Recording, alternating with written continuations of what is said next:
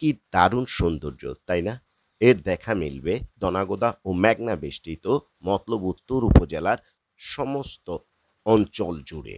চাঁদপুর জেলার এই নদীবেষ্টিত এই বন্যা নিয়ন্ত্রণ বাঁধের বাহিরের অংশে সিসি ব্লক ফেলে বাধাই করার কারণে এই পরিবেশটি অত্যন্ত মনোমুগ্ধকর তৈরি হয়েছে এবং রক্ষা হয়েছে বন্যা নিয়ন্ত্রণ বাঁধ। ঠিক একইভাবে বেরি বাঁধের অর্থাৎ বন্যা নিয়ন্ত্রণ বাঁধের চারপাশে সিসি ব্লক দিয়ে যদি বাধাই করা হয় তাহলে কিন্তু নিশ্চিত যেমন বাড়বে সৌন্দর্য তেমনি নিরাপদ হবে এই বন্যা নিয়ন্ত্রণ বাঁধ।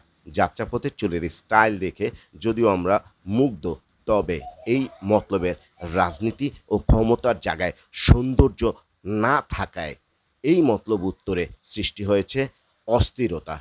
সম্মান ও সৌন্দর্যের জায়গায় পিছিয়ে যাচ্ছে না তো মতলব উত্তর?